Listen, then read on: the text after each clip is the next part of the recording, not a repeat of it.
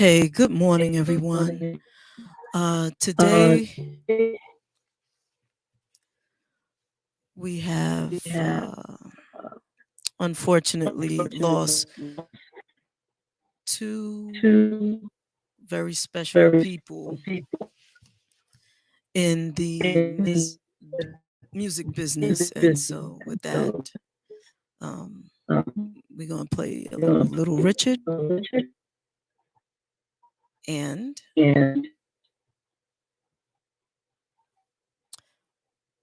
music from Uptown Records. And I sound a little cracked up in my head. I mean, cracked up in my head. Like there's a little static or something, but y'all will let me know. Let's do this. Gonna tell and Mary by Uncle John. He claimed me as the music, but he had a lot of fun. Oh, baby. Yeah, baby. Woo, baby. Having me some fun tonight. Yeah. Well, no toss out of sheet. Be a speech guy. Everything that Uncle John need. Oh, baby. Yes, baby. Woo, baby. Having me some fun tonight. Yeah. Well, the song Uncle John with ball head Sally. He saw him Mary coming and he jumped like an alley. Oh, baby. Yes, baby. Woo, baby. Having me some fun tonight. Yeah.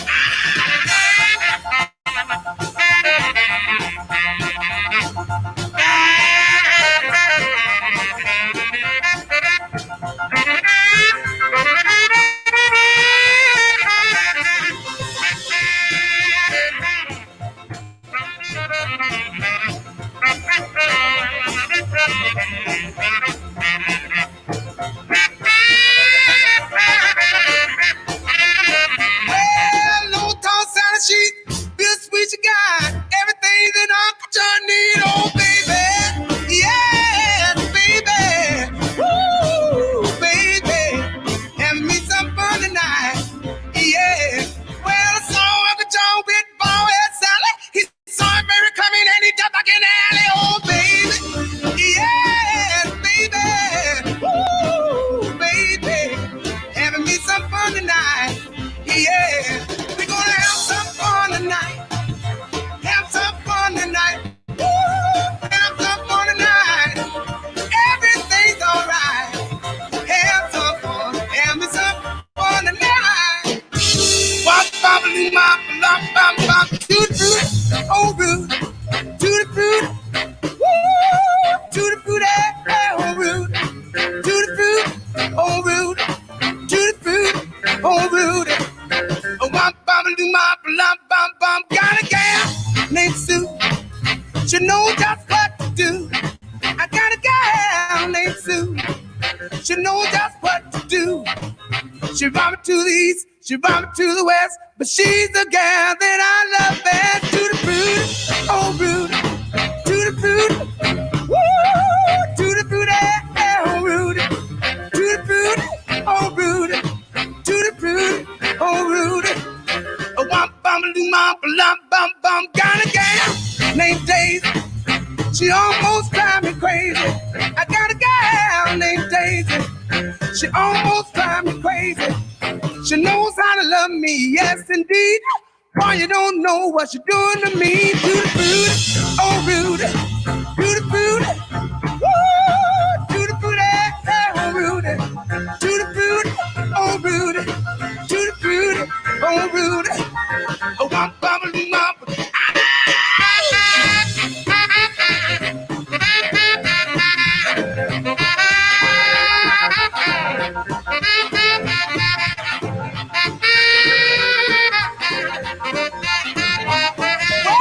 To the fruity, oh rude. To the fruity, woo. To the fruity, oh rude. To the fruity, oh rude. To the fruity, oh rude. Oh, womp bum doo mop, lop bum bum. Got a gal named Daisy. She almost drive me crazy. I got a gal named Daisy. She almost drive me crazy. She knows how to love me, yes indeed. Boy, you don't know what you're doing to me. To the fruit,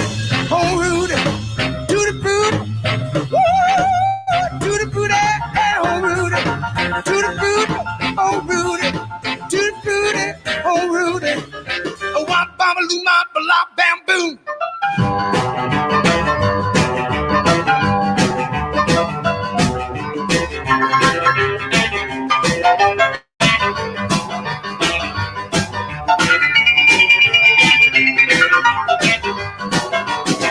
Good golly, Miss Molly, so like the bone. Good golly, Miss Molly, so like the bone. When you're rocking out the rolling, can't hear your mama call. From the early morning to the early night, when the car is Molly rocking at the house of blue light. Good golly, Miss Molly, so like the bone. When you're rocking out the rolling, can't hear your mama call.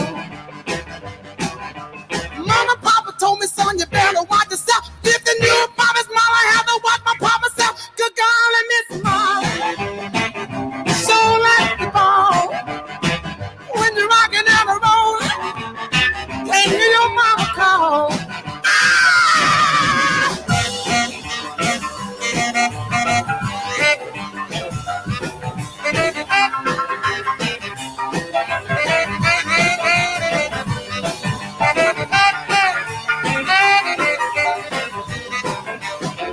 Good golly, Miss Molly, so like the bone.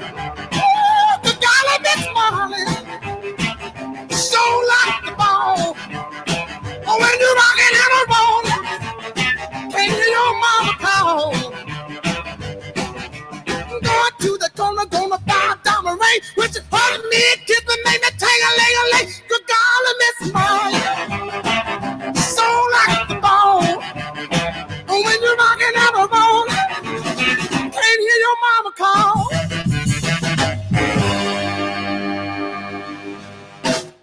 You're listening to WJBR Internet Radio. I'm hearing a weird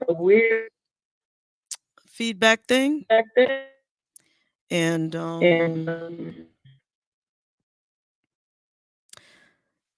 if you're hearing feedback as well, Pops, could you just let me know if I sound a little weird to you? And with that, we're going to pay tribute to Mr. Harrell right now with some music. The music for the rest of the day will be Uptown Records. So sit back, relax, and hear the sounds. Pops, let me know if my voice is breaking up, and if so, then we'll work it out.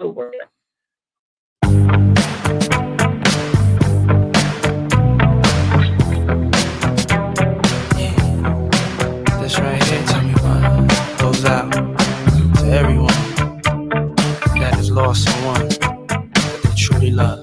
Come on, check it out. Seems like yesterday we used to rock the show. I laced the track, you locked the flow. So far from hanging on the block for dough. Notorious, they got to know that life ain't always what it seemed to be. Words can't express what you mean to me. Even though you're gone, we still a team. Through your family, I'll fulfill your dreams. In the future, can't wait to see if you open up the gates for me. Reminisce sometime. The night they took my friend. Try to black it out, but it plays again. When it's real, feeling's hard to conceal. Can't imagine all the pain I feel. Give anything to hear half your breath. I know you're still living your life after death. Every move I make, every single day, every time I pray, I'll be missing you. Thinking of the day when you went away. What a life to take, what a bond to break, I'll be missing you. It's kinda hard with you not around. Know you in heaven smiling down, watching us while we pray for you. Every day we pray for you, till the day we meet again. In my heart is where I keep you, friend. Memories give me the strength I need to proceed, strength I need to believe. My thoughts big, I just can't define. Wish I could turn back the hands of time. Us in the six, shop for new clothes and kicks. You and me taking flicks, making hits, stages they receive you on. Still can't believe you're gone. Give anything to hear half your breath. I know you still living your life after death. Every move I make, every single day, every time I pray, I'll be missing you. Thinking of the day when you went away. What a life to take, what a bond to break. I'll be missing you. Somebody tell me why. One glad morning when this life is over, I know I'll see your face. Every night I pray, every step I take, every move I make, every sleep all day, every night I pray. Every day that passes is a day that I get closer to seeing you again. We miss you, babe, and we won't stop, cause we can't stop. That's right.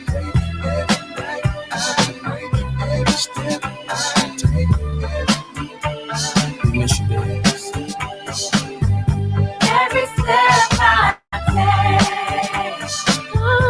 every move I make, every single day, every time I pray, I'll be missing you. Thinking of the day when you went away. What a life to take, what a bond to break. I'll be missing you. Every step I take, every move I make, every single day, every time I pray, I'll be missing you. I'll be missing you. Thinking of the day, thinking of the day when you went away. What a life to take, what a bond to break. I'll be missing you. Every step I take, every move I make, every single day, every time I pray, I'll be missing your face. Thinking of the day when you went away. WJBR Internet Radio.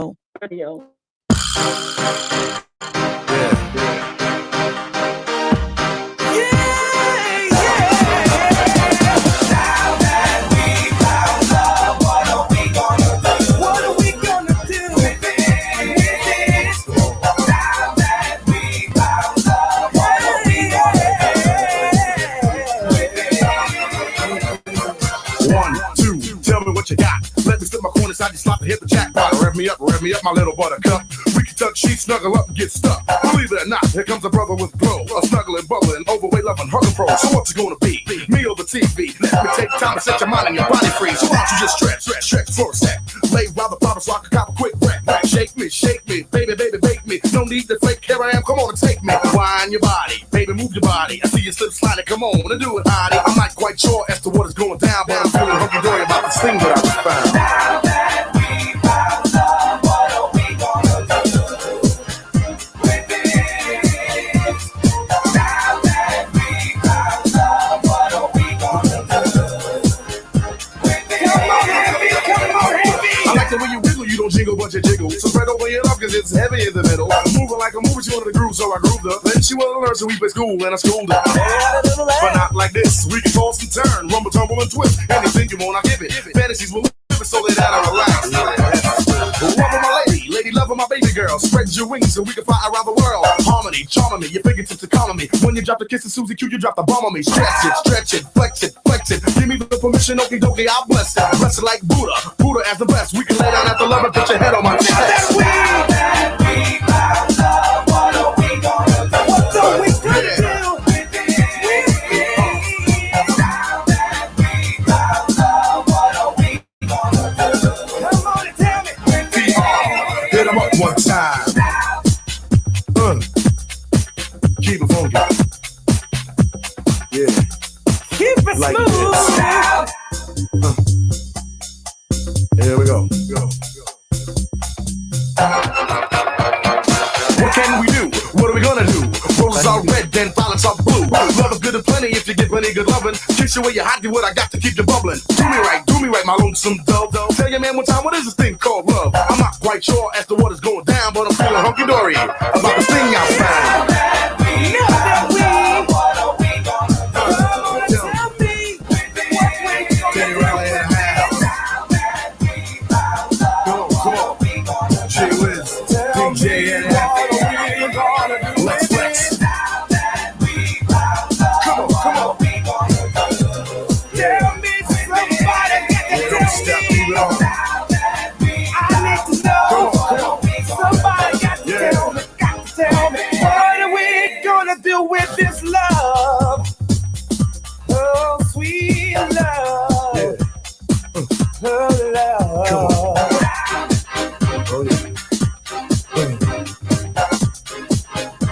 Shake it.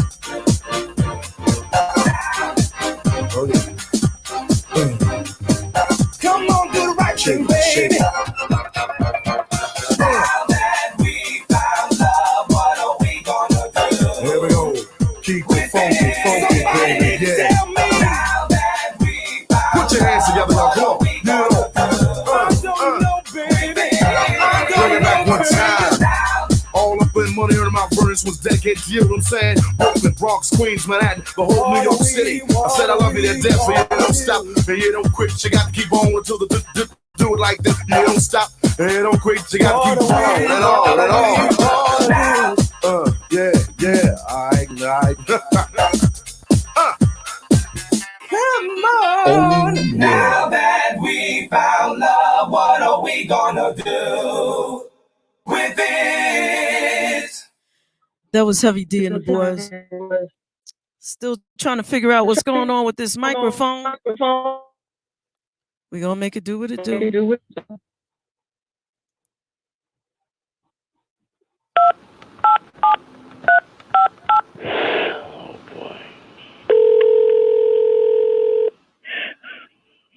Where you at? You better be home, man. Yo, what's up? This is Mary. I'm not home. Leave a message. Peace. Hey, yo, Mary, it's Puff. Pick up the phone, nigga. Hey, yo, Mary, it's Puff. Hey, yo, man, you got studio tonight, 8 o'clock, Hit Factory. Then tomorrow you gotta do this video shoot. So get back to me. Yo, I know you're there, man. Pick up. Shit, get back to me, man. Peace. Mary. Mary. It's me. Yeah. Cool DJ Red Alert. Check this out, Mary. Check this out. I want to get with you later on because I heard that you got it going on with the wax. Yeah, give me some vinyl. I heard this about this album. You can't be doing this, Mary. You got to get together. Come on, we gonna get around. We gonna have some drinks. Gonna toss it up. Just come ready to come. You wanna go? Just check this out. I don't have no limo, but I got a skateboard, 4-wheel drive. We gonna get expensive, all right? Mary, please, man. Better let's sign off, okay? Hey, La Poo, later. See ya. 1, 2, 1, 2, 1, 2. Yo, Mary, this is Christopher Williams.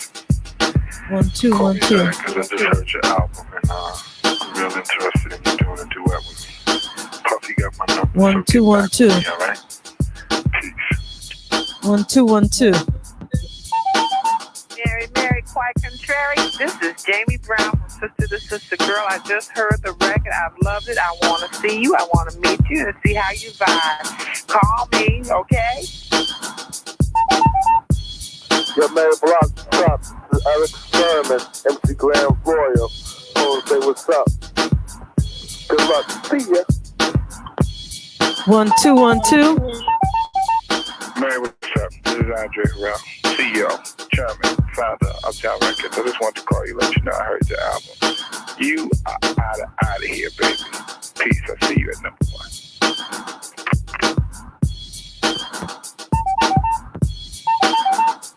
Yo, Mary, this is Harris. Where you at? Trying to see what's up in the evening. Give me a call. Peace. Hey, Mary. What's up, Mary? What's up, Mary? Space, yo. You said you was gonna take that trip to Pluto with me. What's up? Yo, give me a call later. Peace. Hey, yo, Mary J, yo, this is Clark Kent. I just heard that album. Dang, can I get like 10 copies? Pass them out to all my crew. Make sure they on plan. I'm gonna run you to death. You over, baby. I'm gone.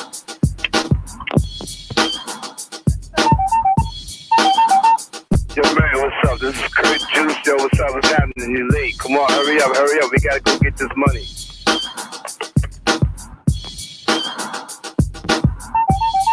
Yo, Mary, what's up? It's Little Sean. When you get in, give me a call. Or better yet, beat me. Peace. Yo, what's up, Mary J? This is C.O. Smooth. Down at the studio doing this remix. Just come down there and lay some vocals down for me, alright, baby? Hey, Call me when you get in. Peace. You ready? Let's do it.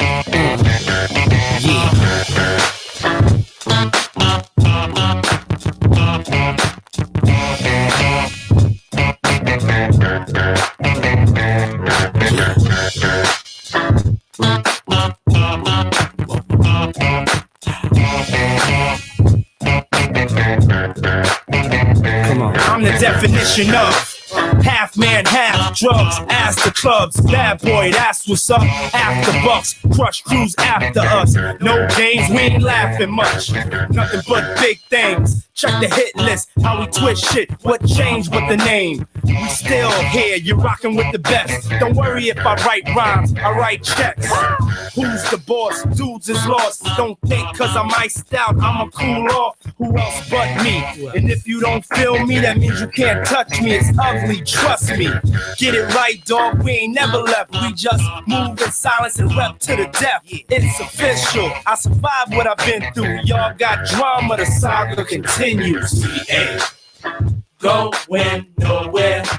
We ain't going nowhere. We can't be stopped now, cause it's bad boy for life. We ain't going nowhere. We ain't going nowhere. We can't be stopped now, cause it's bad boy for They look life. straight from the Harlem streets. I don't play, y'all push it down with the Harlem heat. All of a sudden, niggas got a problem with me. Black, what happened? They run around acting like the black don't can't eat. And you know what? For some strange reason, I'm on for this medication, feeling deranged, needing for y'all to put the word out. We ain't leaving. We trying to be rich before we all stop breathing. Therefore, we kinda hustle lanes. Stay laying down our muscle games. Still turn niggas' dreams to flames. You got the wire? If not, I ain't saying no names. You soon expire. No pain. I feel remorseless, of course. It's me and Diddy up first, racing Porsches with the big twin valve exhausts. On the cover of your vibes, double XLs and sauces, bitch. We ain't going nowhere. We ain't going nowhere. We ain't going nowhere. We can't be stopped now, cause it's bad boy for life. We ain't going nowhere.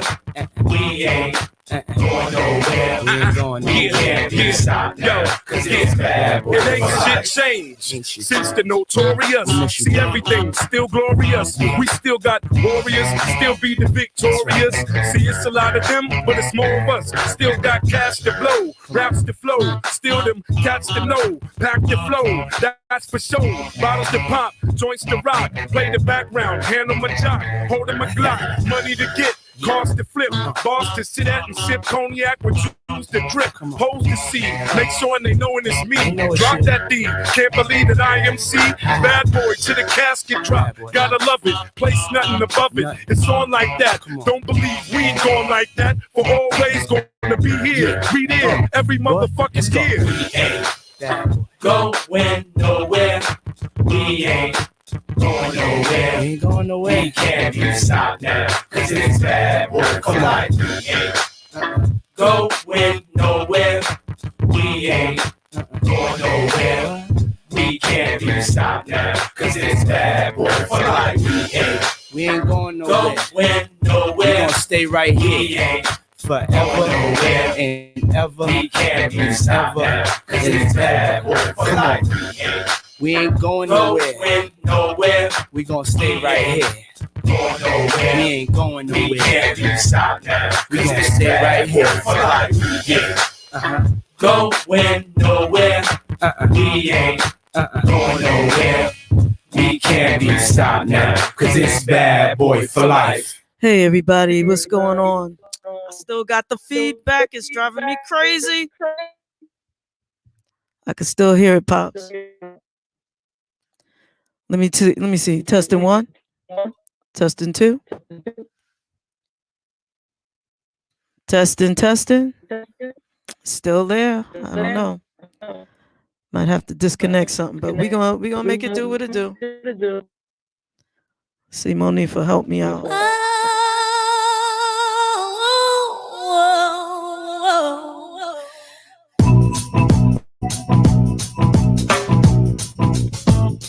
Remix. Soul on soul production. Nah, man. Baby, come home to me now.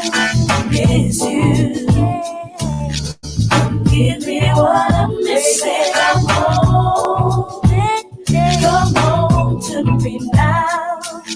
Need you. You're all that I've been missing, baby. I've been tossing, turning all week long.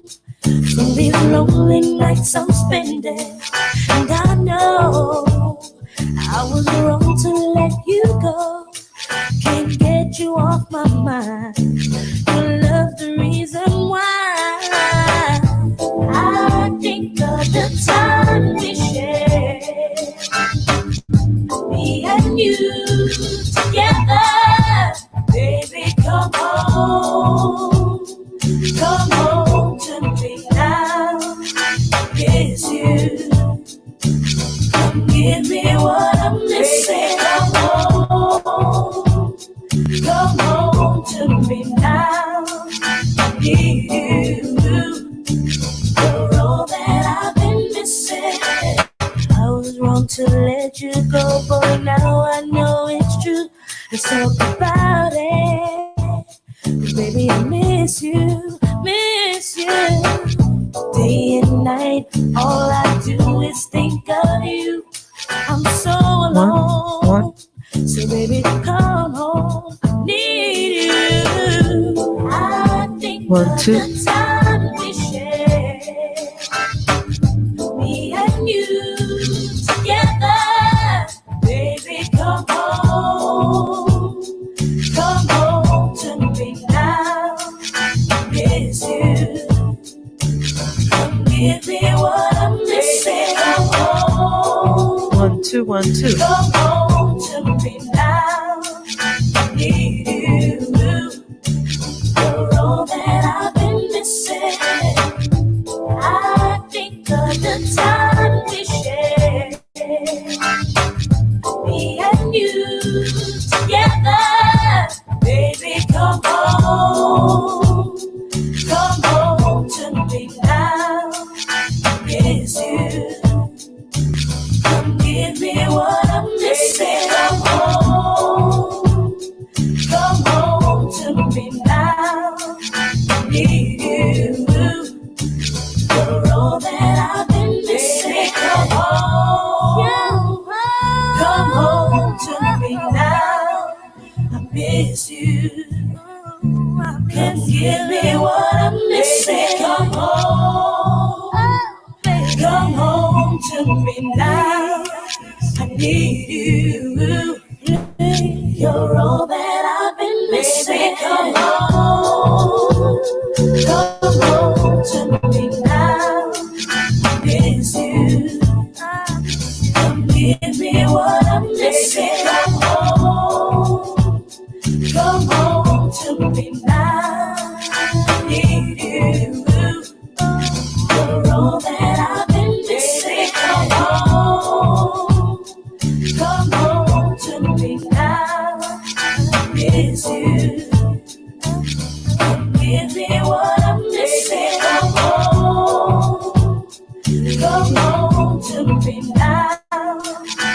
need you. You're all that I've been missing. You're listening to WJBR Internet Radio in the basement with JaVonne and Terez. I think I got it. I think I got it. Your love is wonderful. Yeah. And I don't want to lose you.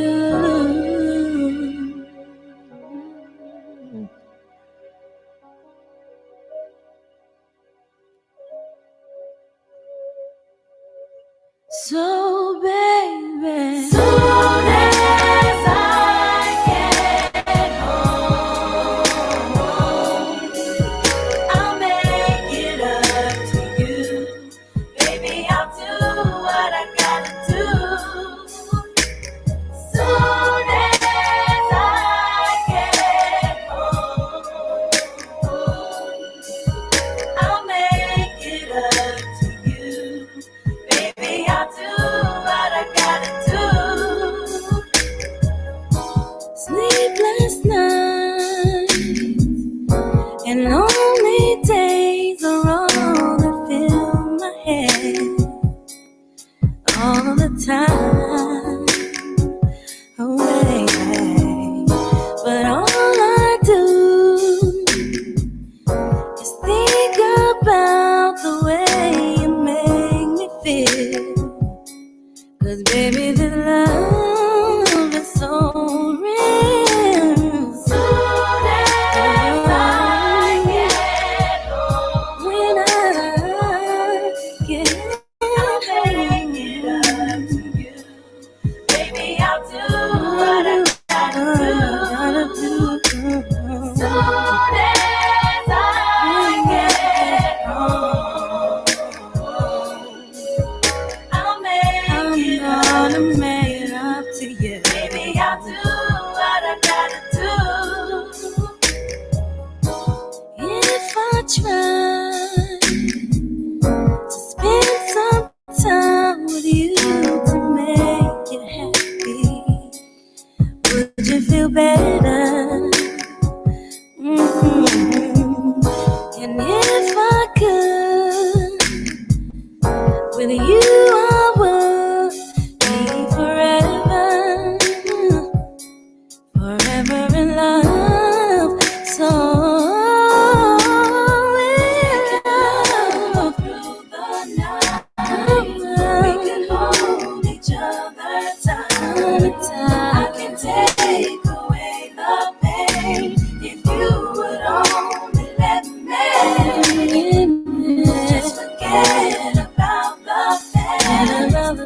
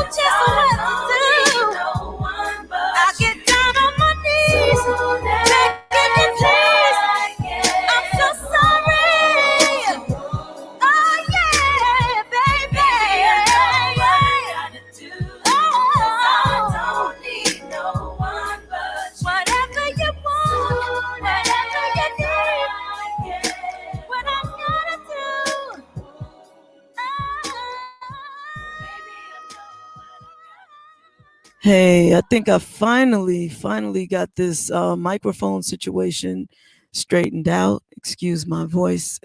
Maybe it was better with the echo. I'm not sure. Um, but I want to thank Pops, our producer, one of our co-producers. Man, you hooked me up this morning. God bless you. I love you to pieces, and you just make the show so much better. And again, I want to give my condolences to the families of little Richard, one of our icons, and Mr. Harrell, who brought us all of this wonderful music from Uptown Records. Condolences to the Uptown Records family. And with that, um, one of, well, two of our, I guess, our co-hostess and one of our co-producers and my friends, people I love, are a part of the Uptown Records family. And my condolences to you, Rez, and of course to Monifa. We love you. And condolences to everyone who's lost someone, who's missing someone today. Mother's Day is tomorrow. And there's a dear friend of mine whose mother's homegoing. To the best of what we can do for homecoming is happening today. And so, you know, just condolences all around. But, you know, even with that, we're trying to be grateful for Amazing Grace, right? And I say all of that and want to welcome Terez to the show. Good morning, honey. Good morning, sunshine. Love you to pieces. Good morning. Happy Saturday. Yeah. Thank you for that, Jay. For real. It's a long, long night. But first, obviously I want to start off by rapping love, sending love and light to Andre Harrell, the Uptown Family, Wendy Creedle, Gianni. On the news, we got it's just so many things to say, but mostly just sending positive love and light to the family and the legacy, the tremendous legacy of Andre Harrell, and Uptown. And there are so many people that are affected. And man, it's just like we've been consistently saying throughout all of the time.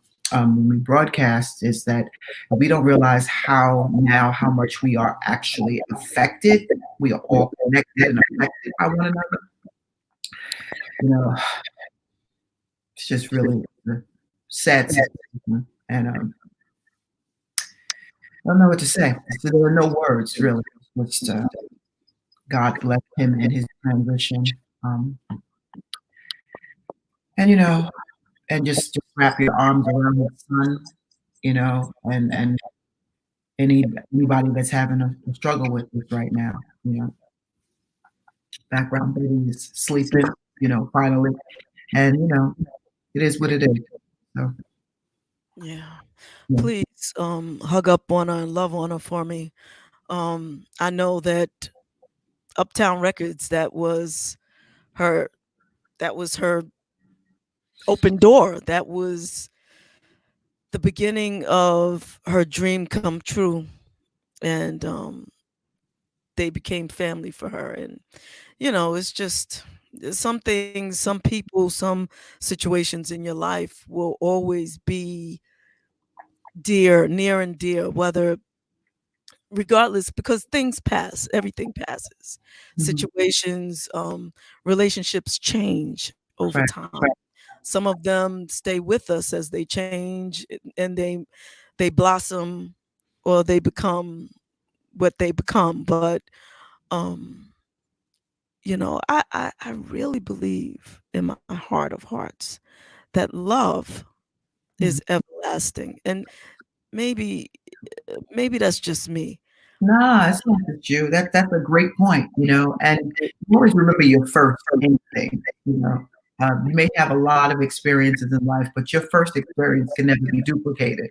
So that being said, although she started her career when she was young, like in the public eye, through I think commercials and stuff like that. But her first recording career by being the protege of the late great Heavy D, that brought her right to Uptown. So that was a very tight knit group, and the '90s was like a very unique, exclusive era and time when you had a lot of young black exec making moves and bringing the culture forward in a commercial way.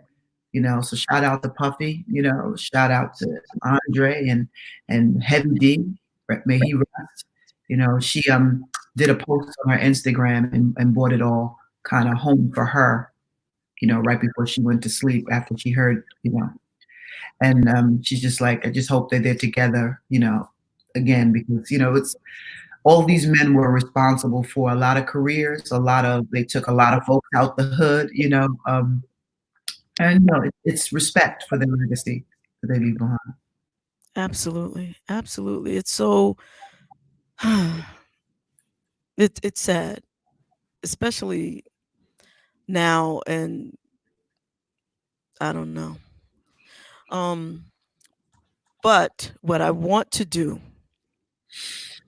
is continue until Richard Pryor Jr. comes on.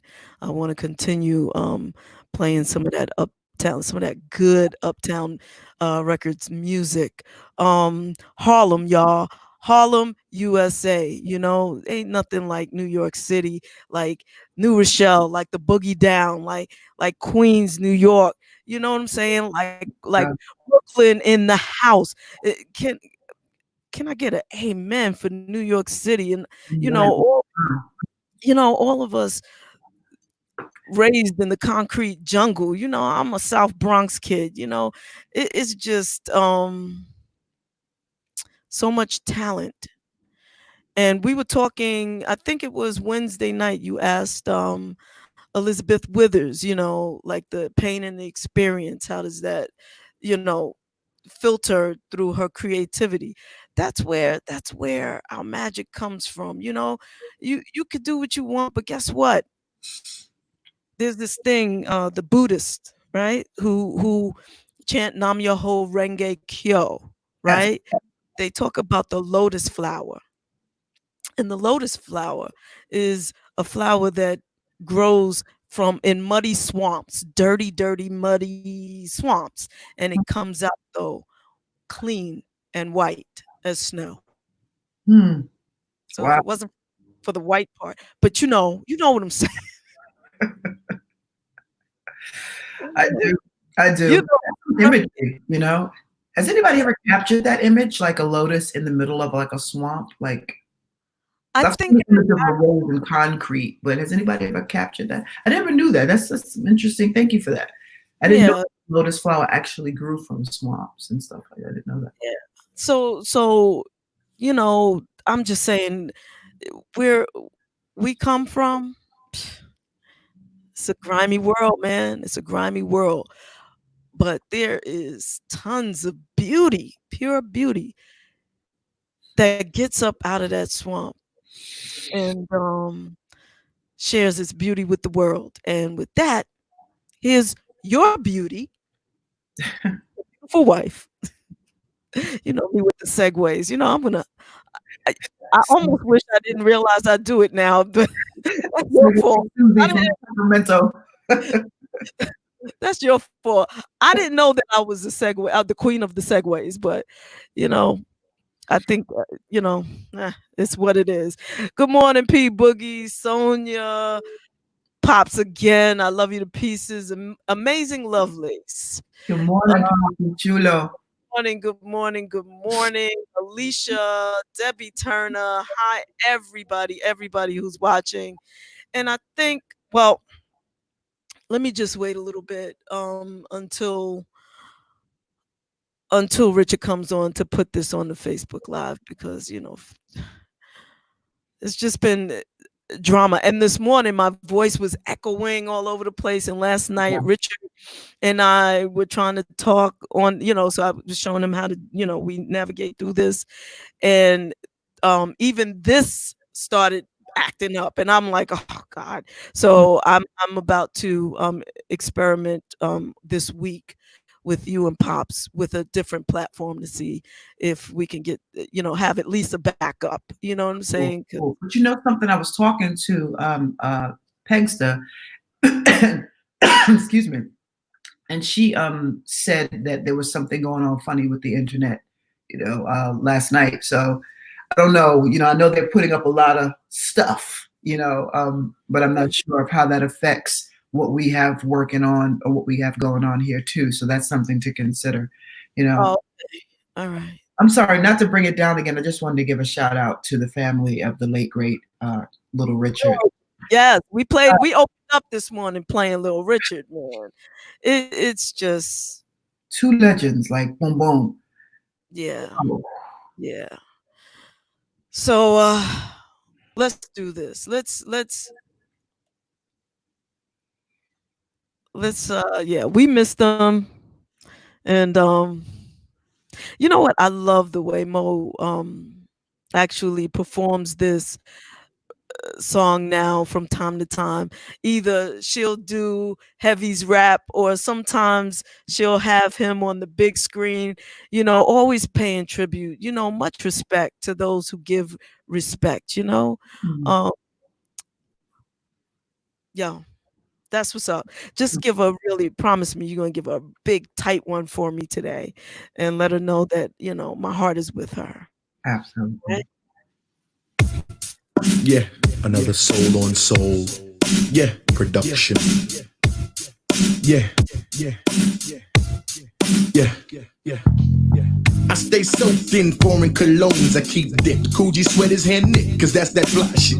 I stay laced because my body got Versace taste. Rolex on my cuff, flooded with diamonds and stuff.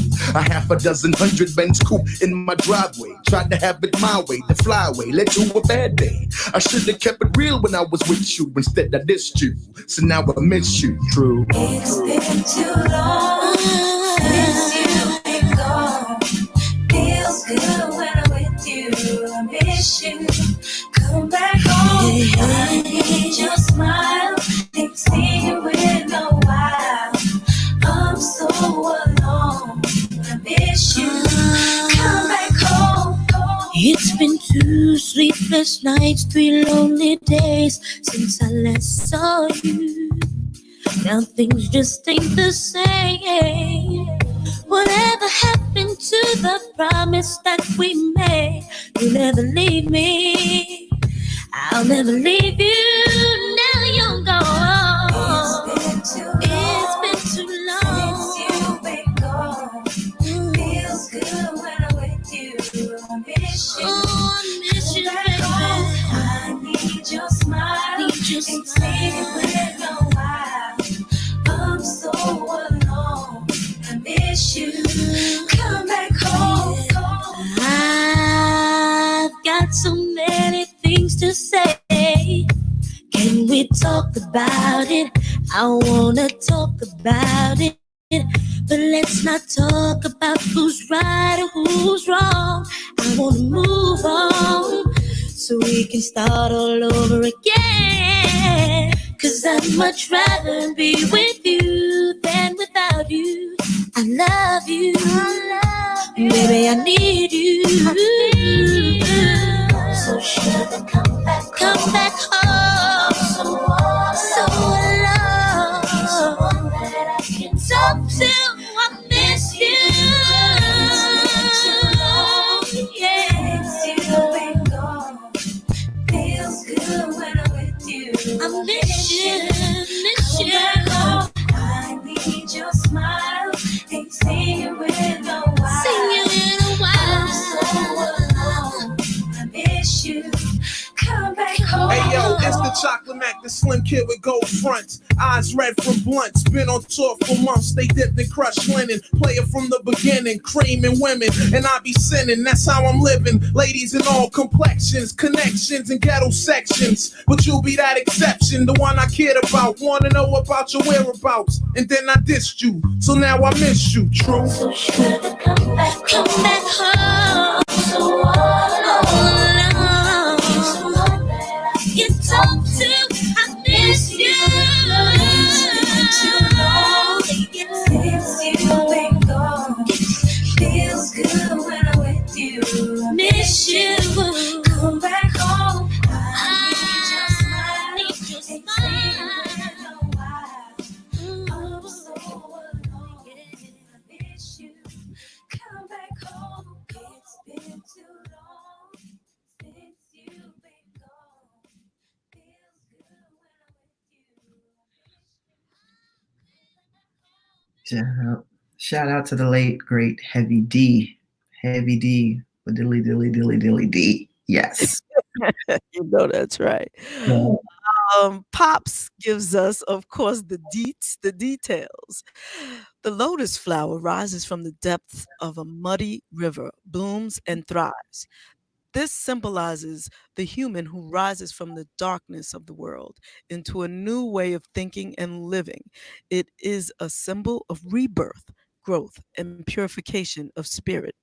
The lotus flower also represents faith. Thank you, Papi Chulo. That's What would we do without him? nothing. He's just a super dope human. You know what I mean? Man, what? You better stay safe, Pops. You better keep taking care of yourself, dude. What? Yo. And can I tell you something, Jay, too, as an aside? You know, this COVID, doesn't work. The COVID isolation, I'll just say, doesn't work for everybody. Some of us are looking like real Care Bears around these parts, without all of our essential services in effect, right? But it also brings us back to a nature and back to being self-resilient in the same breath. But there are some of us who are at home just stewing in their berry juices and looking quite beautiful, I may add. And Papi Chulo is one of them.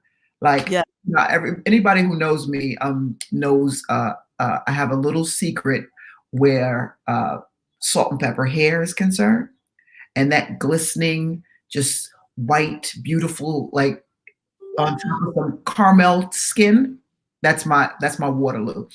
So, and Pop right now, he's white up top and all around here, and just super sexy looking, And he posted a picture on his IG, that he sent to me prior to posting, and I just love it. He's just a great big old teddy bear, beautiful, beautiful, beautiful spirit.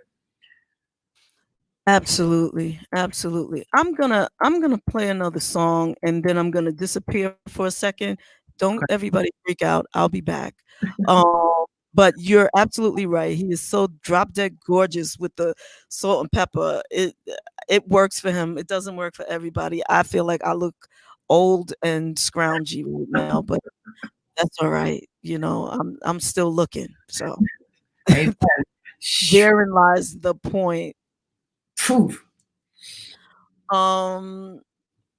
So I want to add before I do my little disappearing act. You're listening to WJBR Internet Radio, Brunch in the Basement with JaVonne and Terez. I would ask that everyone please share, like Sonia and P Boogie and everyone. Pops is asking for everyone to please do. Share it. Actually, I'm gonna let y'all in on a little secret. I have a goal right now of 10,000 followers. That goal is so that I keep forgetting why. Because we just like people. Well, number one, we do like people, and the more people we can reach, the more people we can entertain and help get through this time. That's true. Um, and also we can introduce people to, the artists, the just people that we find to be dope and interesting people. Right. That works. But there's something that we can do more of that we can't do now because we don't have 10,000 people. And I don't remember what the hell it is. But it, On um, YouTube specifically, that's what she's talking about.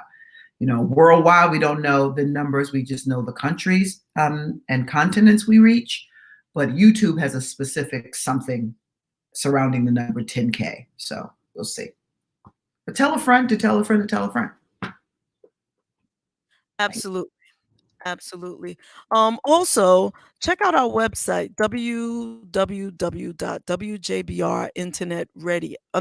internet.com, wjbrinternet.com. You'll find some of the prior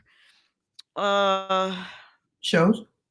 thank you, and our radio station, and you can buy our merchandise. We appreciate that. If you have purchased any of the merchandise, if you do, whether it be a cup, mug, t-shirt, hoodie, please take a picture of yourself with it and post it and tag us so that we can see it.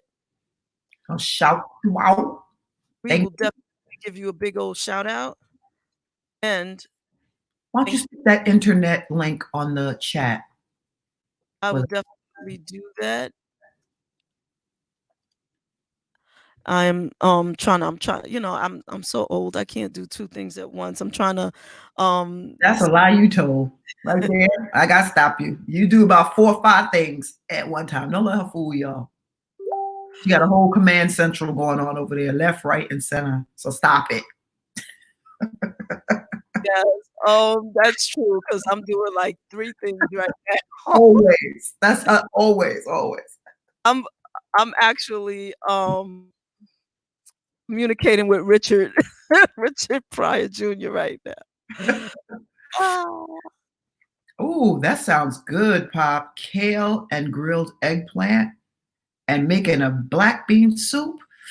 Ooh, that kale. You know what? I think I got some of that downstairs. That may be lunch. I've been really what I'm doing now, I go get the spelt bread and I grill up some onions and a nice portobello cap. And then I throw some spinach and kale in there and I make a sandwich. And when I bite down into that sucker, just the juices that explode all around my face, that's my go-to now. Like when I want a sandwich, it used to be PB&J because that's still my favorite, all-time favorite peanut butter and jelly, crunchy peanut butter. Okay, let me just say that sometimes you act like you don't know who you're talking to. Uh-oh. Terez, you said when the juices explode all over your face. Did you really say that while I'm present?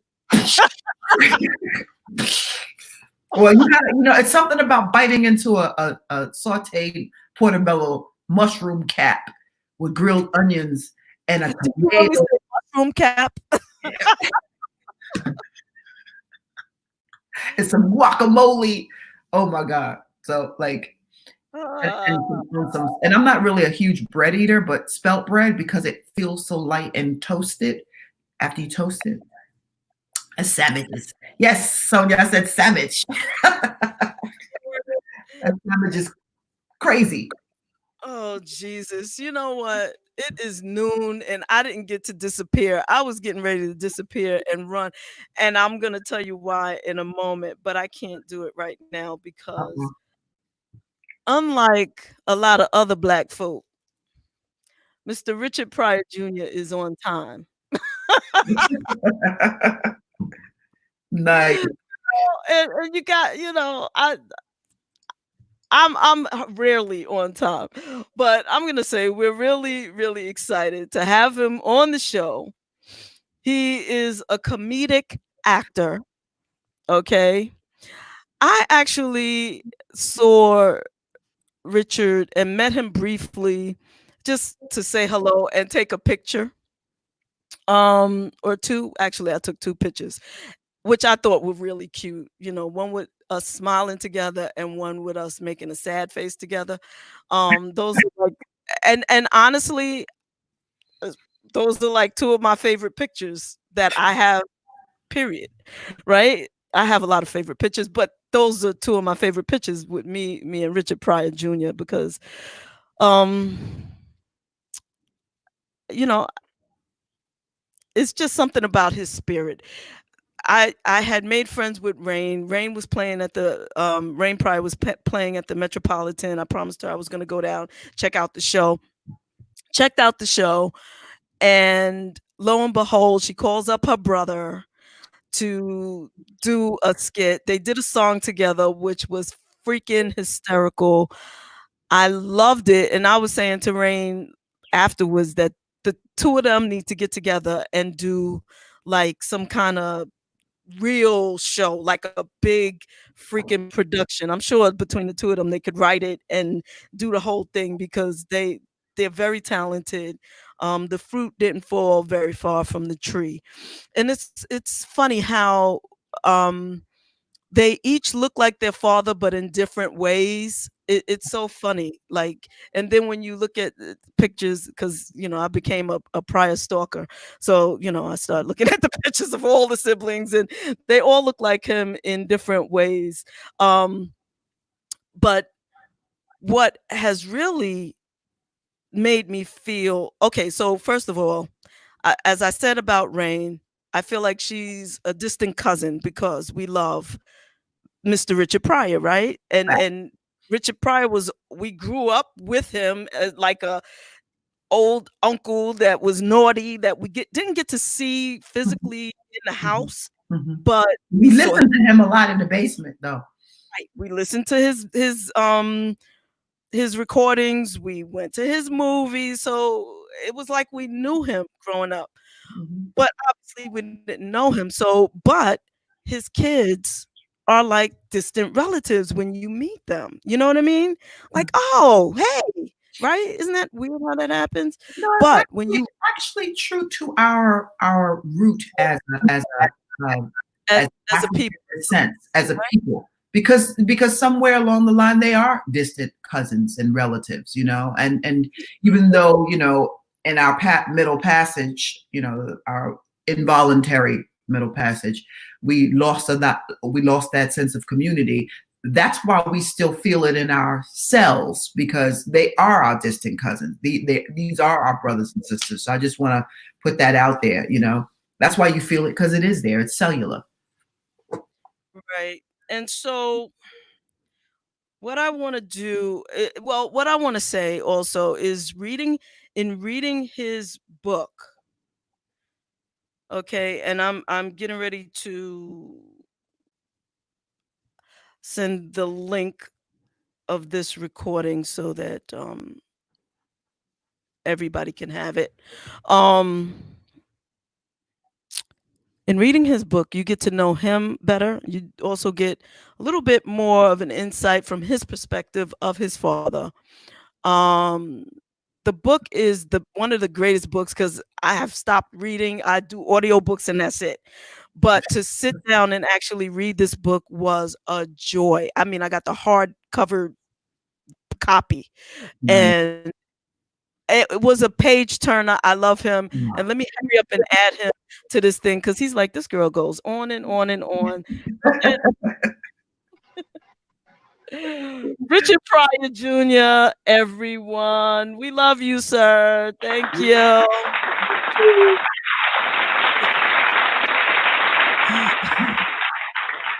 Good morning. Good morning. How are you guys doing? Well, thank you. Thank you for joining us. Glad to be here. And of course, JaVonne. Yeah, it's a pleasure to meet you. Pleasure to meet you. Can you hear me? I hear you great. Great. So I am, I'm a little slow, even though, whatever. But I think I'm doing like 50 different things, Richard. You have to understand, like, it's like 50 different things. But I think I posted this on my Facebook page. If I could even find Facebook on my phone. I think we're on my Facebook Facebook page. If anybody's a friend of mine or whatever, look on the page and see. And then if you want to just take a moment and see if you can share it. Yeah, I'll go to your page and share it. Yeah, you can do that. And we'll play. I want to take a quick moment if it's okay. Okay. So let me just, we're also paying tribute to Uptown Records. We lost Andre Harrell. Right. So I just want to play one last song, and then as soon as I come back, we're gonna chat. Okay. So this gives you a chance to find the recording and you can share it. Okay, let me do it. All right. All right. Here we go. More money, more problems.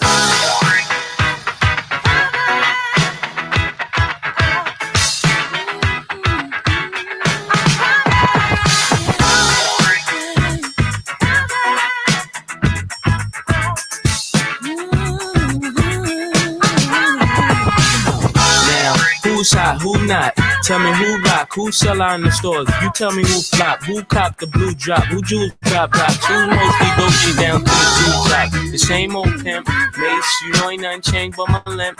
Can't stop till I see my name on the blimp. Guarantee a million shells, double up. You don't believe in Harlem World?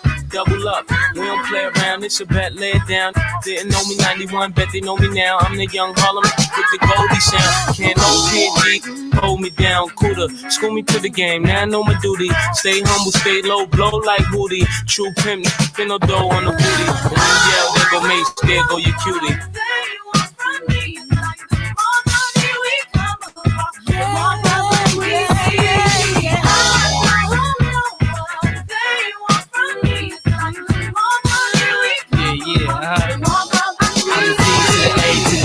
I know you rather see me die than to see me fly.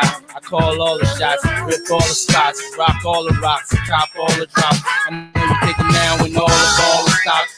Never home, gotta call me on the yacht. 10 years from now, we'll still be on top. Yo, I thought I told you that we won't stop. Now what you gonna do with a school that got money much longer than yours, and a team much stronger than yours? Violate me, this a BOJ.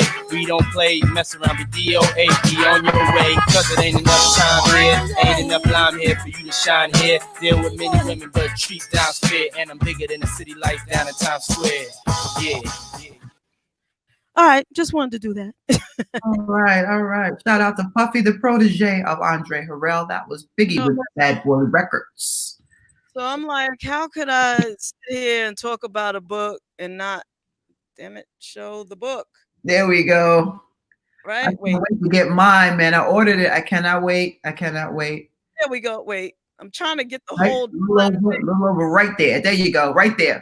And up a little bit. There you go. Perfect. And let me tell you, the way it goes is like the paragraphs. I mean the paragraphs. I don't mean the paragraphs. Damn it. I mean the chapters are very short, quick, and easy to read. It has a nice progression. It's full of scattered pictures. Oh, nice. Over. Right there. Pause. Yep. There you go. Nice. Is that not the cutest father-son picture? I'm just saying it's, and I'm not gonna show y'all no more about the damn book. You know, purposefully, I wanted the book like that. I wanted it to sound like me just having a conversation with somebody and just talking about my life. I didn't want it to be like, I wanted it to be where when you read it, you could picture everything and see everything. But I didn't want it to be drawn out, you know, and 50 pages for a chapter, 20 pages for a chapter. I wanted to be where you could read it and follow it through my life story and go through that way. So that's the way it actually came out. So I'm happy about it. And I didn't want the pictures clumped in the middle. I wanted pictures throughout the book. So nice. I'm telling you, it worked. Yeah. I can't wait to get mine. I ordered it, and I know a lot of other people ordered it from letting us know. Shout out to P Boogie. She said she's ordered her book. She can't wait to read it. What inspired your book? Well, first, when I was starting out years ago, when I was in years ago, like in 1990 something, I was like, oh, let me do a book, and I started doing it. And it was like, you put up things on the shelf and all that stuff. Then I lost my mother, and then I lost my father. And I tried in 2006 to start again, but emotionally I wasn't prepared for it or ready for it. So probably like 2014, I was like, you know, I need to really do this. I want to do this. So when I first started doing it, it was writing about what it was like being a son of a celebrity. By the time the book was towards the end of the book, it was like, wasn't no longer about that. It was about how can I help somebody through the things I've been through? How can I help somebody who's in that dark place? How can I help somebody come out of that dark place? Or even if it's not me helping them, how can they hear my story, see my story, and see themselves or see somebody that they know and they could share the book with or share a story with that look how low this person was and look what they came out of. Amen. That's just exactly what it is. Because in our community, especially our African American community, we don't mental illness is not talked about, lifestyles not talked about. None of those things are talked about, and I think it was very important for me to talk about the struggles and the things I went through and the darkness. You know, the book isn't. You know, some people write a book and talk about woe was me, look what everybody did to me. No, but I wanted the book to be about showing my ugly too, showing the things that I did that were wrong. You know, not just people affecting me, but me affecting people's lives as well. Wow. Absolutely. And how long did it take you to map it all out? I heard early part of when you weren't ready, and then you revisited the idea. How long did it take you to? Were you journaling along the way? Did you stop and reflect? When I first started earlier in the 1990s and everything, and then there 2006 around those time, all that went out the window. So what I did in, I believe it was 2009 or 2010, I was in Chicago for like 6 months doing a play, and I was there rehearsing and doing a play. So I wanted to do a one-man show, and I talked to a comic friend of mine named Wendy, and I was asking her, well, how do I do this and everything? She said, what you do is you get a pen and paper, and you start at number 1, and go through things that maybe happened in your life, and that would be a point. So I did that, and then when it came time for me to write the book, I was like, what could I do? How do I start this? So I picked up the list again that I had, and I had like 170 points in the book, on the list. So what I would do, Richard's birth, and then what I would do is record on my phone and just talk about it. And then I go to the third point, and talk about, being molested, and would just talk about it. And then I would send it to Ron Pryor, who co-wrote with me, and would send it to him, and he would pattern it after my voice. And he got so that he could tell when it was emotionally affecting me, something I was talking about, like my mother's death, for instance, how it was emotionally affecting me. And he was able to write in that sense. And it was so deep that there were times when I would get physically ill during writing the book. My back would go out, I'd be sick and all that stuff. And, my manager would be there for me to push me, come on, shake it off, get up. I know it's affecting you physically because of what you're talking about. You're bringing up things that you have forgotten about, things, because what it was, you would talk about one thing and something else another door would open up. You'd be like, oh my God, that happened, and then you'd have to start talking about that. So it was very, it was a tough thing. So it was a process probably I started that in probably 2010, and then 2014 when I picked it up, I think in about a year and a half, we had the book finished. Yeah, as someone said online, Sabrina, shout out, you're purging. And when you're purging up stuff, how important was it for you? Or did you do a lot of therapy in that time too? No, my therapy was praying, praying, and staying in my word, and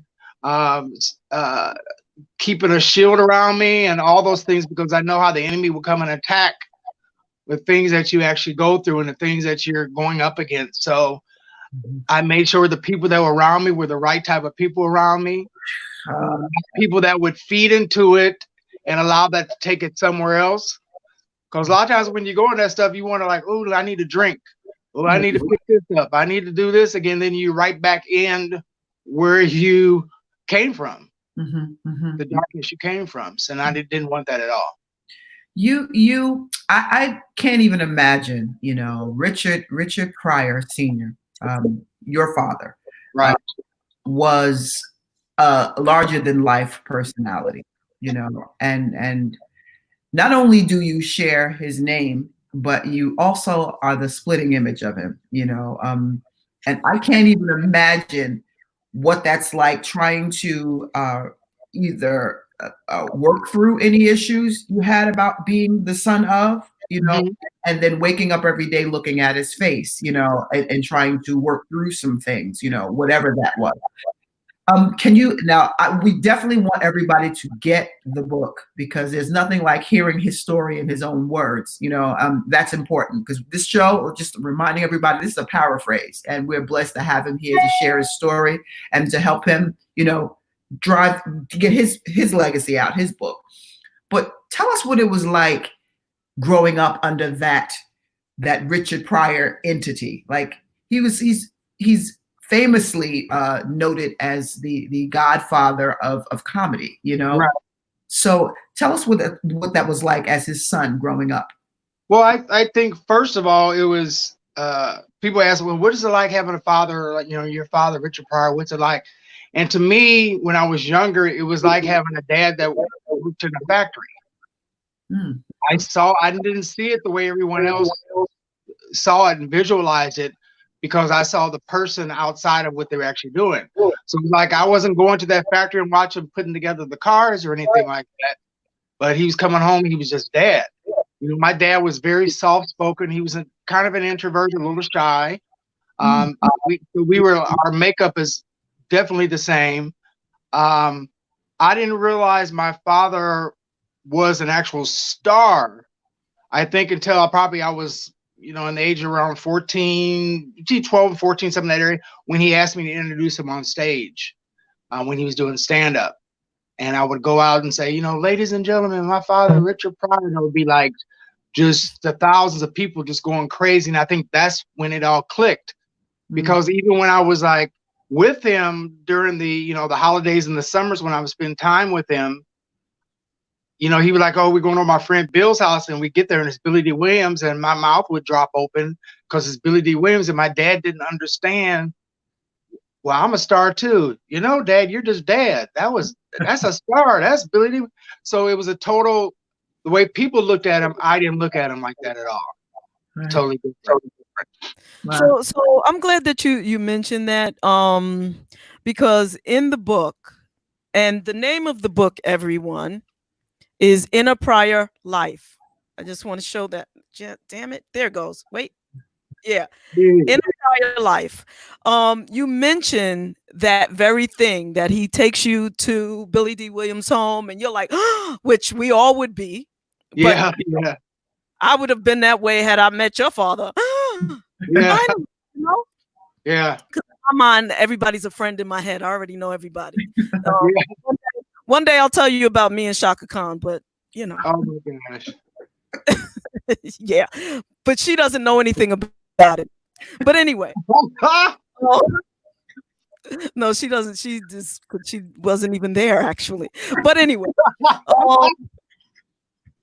So you go, oh my God, Billy D. Williams, and your dad is like, but what about me? And then there's an incident. Like, I don't know whether or not, and I'm assuming that when he threw you in the pool, that was his, like, he took that some kind of way. He didn't get that. That was his get back. His get back. Yeah, because he didn't get that you loved his soul, which is deeper than loving you. You know, you love him. Right. As opposed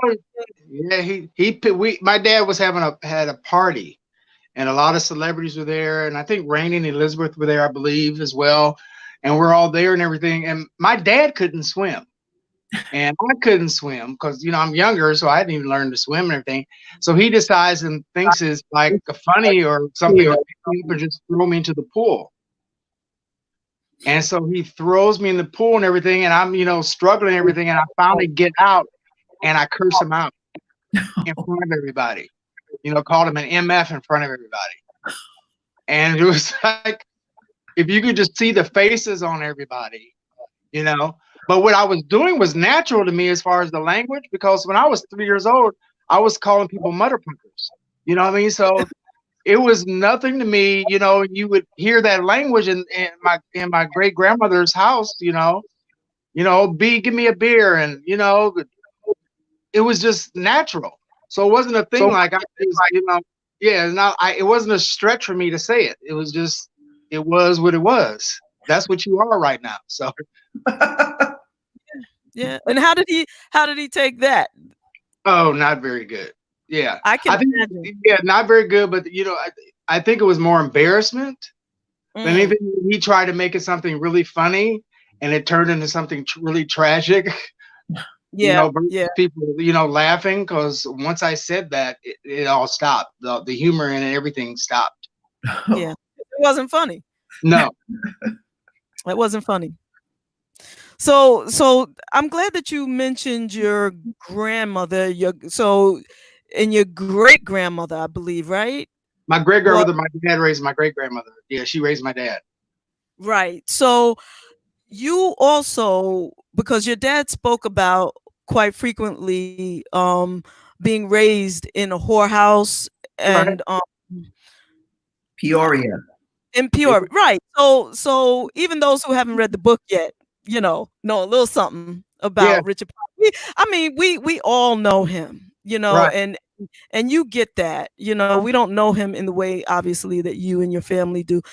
But what was that like? You also had the experience of being a child in that environment, correct? Yeah, I would actually, whether it was, after school, all the time, I would go over and spend time with my great grandmother at her house, or I would go to the pool hall, that she ran. I would do that.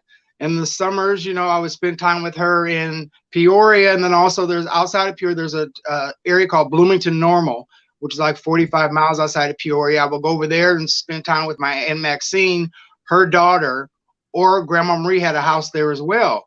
So you're there and you're, when you're like, 5 or 6 years old, 1 minute you're outside making mud pies and stuff. And then, a guy comes over and he's like, where's, Maxine? I'm like, oh, she's in the house turning a trick, so it was again, another thing that was natural to me, not knowing that that really meant, but the fact that I knew what the words, the proper words to use. And then they were bootleggers as well. So, I'm selling guys coming to the door and I'm selling them pints when I'm little, and stuff like that. But then when you're at the, the house where they're working at, you're sitting there and, you got the girls sitting there teaching you how to play spades and you're playing spades and they're like, hold the hand and everything. I gotta go upstairs and turn a trick, and they're going upstairs to turn a trick and I'm sitting there waiting on them to come back, and they come back, we finish the game. So it was all natural and normal to me. I never looked at it, when you're going through something like that and you're living that, you think everybody else's lives are like that.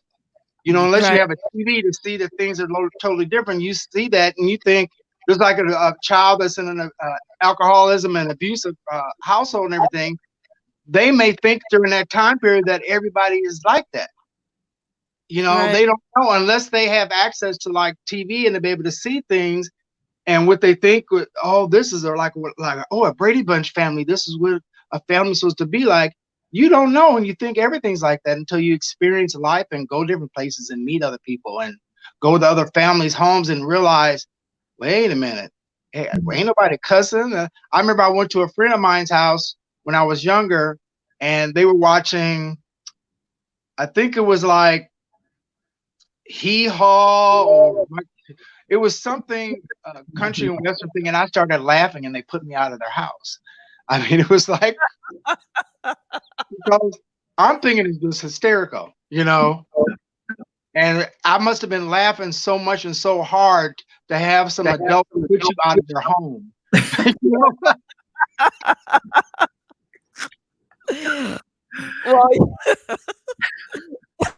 I remember Hee Haw. It was funny. I'm sorry. It was funny. Yeah, Hee Haw was funny. Hee Haw and Lawrence. Well, I remember Lawrence Welk, my grandfather watching it every Sunday. Mm-hmm. Yeah. Yeah. You also do some singing too, don't you? Yes. I love singing. Singing and acting are like, people have asked me, which do I prefer? What do I like more? I can never split it up because they're both a part of me and who I am. You're just expressing yourself in a different way. You know, singing, you have, the words in front of you. Acting, you have the words in front of you. You interpret the words to mean what you want them to mean, how they mean to you. And you do the exact same thing with singing. You have the words, you know how that artist sings that song, unless you have to sing it verbatim the way they wrote it, like a Stevie Wonder song or something like that. You then can inflect your own personality into that to make it your own. Mm-hmm, mm-hmm. Did you see the movie? Well, of course you did. Well, maybe not. Let me not assume. What did you think of JoJo Dancer when it came out? I didn't really. I didn't care for it as much because a lot of people really did and everything. I think when you're looking at certain things, it's not supposed to be. It's not supposed to be an autobiographical film because it was, the character names were different. But there's some of the things that happen, and that they were actual things. But then I would look at certain instances, like, there was a scene with my mother, the character that was like supposedly my mother, where he was leaving and they were getting on the bus, and then she said, "Oh, I can't go. I don't want to go. I don't want to leave my mom and stuff." My mom was like, "That Negro ain't never asked me to go nowhere." He said he'd be gone 3 months and never came back. Oh, my dog wanted to join in, you see. So. Oh, okay. What's your dog's name? This is Bentley. He's a standard poodle. He's 9 months old. He's already up to my thighs. Wow. Wow. Now that's funny. That's Creative. Not funny, yeah, it's not funny, but it's funny. Yeah. Which a lot of your book is. It's like it's not funny. It's funny, but it's not funny. Right. And remember when you and I were kind of chatting back and forth, and you told me that you don't think that you're funny, Right. but you are. Yeah, I think it's just probably just a natural thing that I don't realize, Yeah. I don't see it, I think because people can be so critical of you as for what you do, especially when you have a name of someone who was the greatest.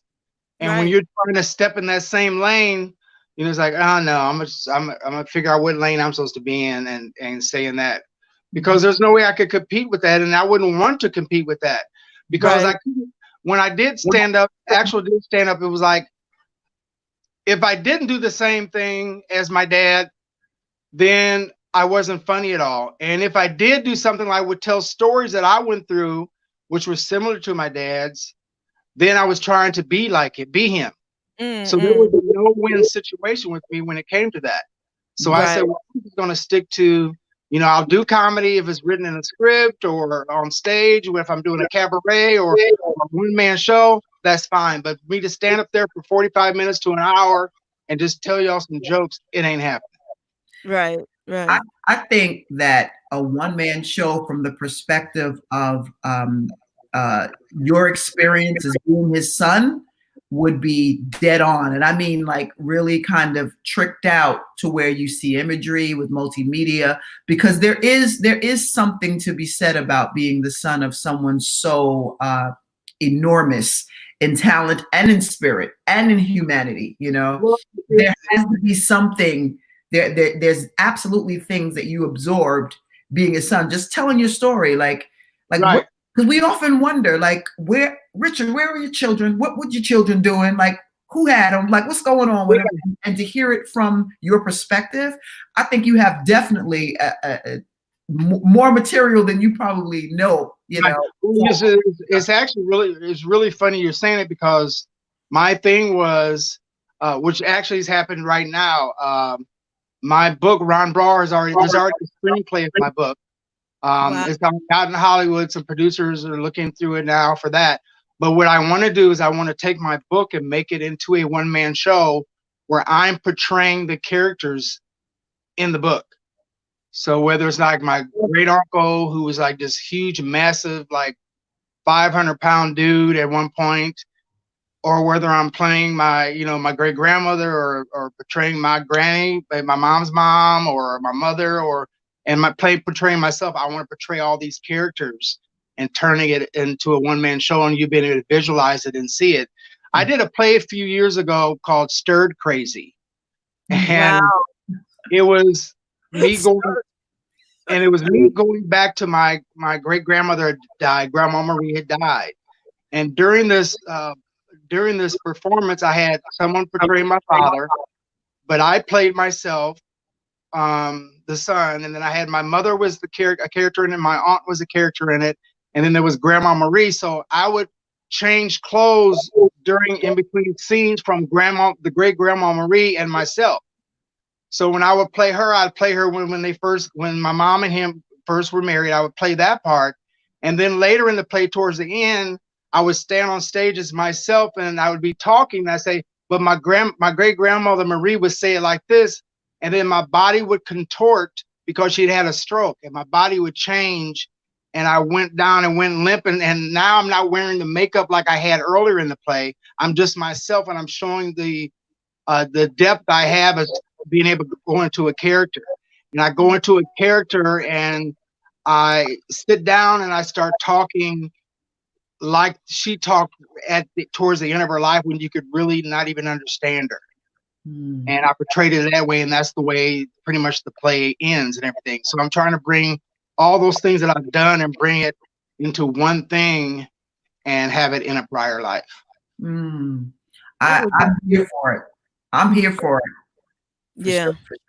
Yeah, that's something I would love to witness. Anything that we can do for you here, you just let us know. For those of you listening and watching, definitely please share this broadcast. The video, people can watch it later if they are not able to watch it now. Put it on your pages, share it around, tag people on it. Anybody who you think might have ever seen or a Richard Pryor movie, or maybe they might have listened to a Richard Pryor album, or if you think they have ever heard of Richard Pryor, you tag that person to this and encourage them to buy a book by Richard Pryor Jr. And the book happens to be right here. And it's called In a Pryor Life, right? One of the things, it's very important that we support not only our living legends, but the legacy of those legends that we love so much. Everybody talk about, oh, I love Richard Pryor, I love Richard Pryor. Well, you know what? Richard Pryor has children who, if you, okay, so my very lesbianic self is to love the mother, is to love the child, right? Can't just love the mother. So that's been some very dark periods of my life, which you hit on just right there, is because there's been people who have proclaimed how much they love my dad. I remember when I first moved here, I was going through struggling so bad, trying to survive, and how do I get food stamps? How do I do this in order to do? Because I really wanted to perform. And those same people who spoke so highly of how much my father meant to them, none of them were there for me. And they were I didn't even reach out to people. This friend of mine named Sharon Barnett, she would reach out to certain people like, this is ridiculous. They talk about how much they love your dad and all this stuff. And, she would reach out to these people. Well, it was like, I think it was Eddie Murphy's people was like, well, what does he want? Just nastiness. When you hear people talk about, how much, really? It's okay to be seen on camera saying that, but where's the proof at? Where's the, just talking something means nothing. Words are just words without action. Back. Absolutely. And they, I can't say, well, do what you want because it's you. You have to do you where you think you're supposed to do. But there's a part of me that, it just really hurt and it let me open my eyes up to the way people are, especially in this business. If it's not a thing where it's going to get you to step 3 versus step 2, people in Hollywood in this entertainment industry, they're not for it. Period. If it's not going to make them look good or not going to advance their career, they don't want to be a part of it. And one person like Monique,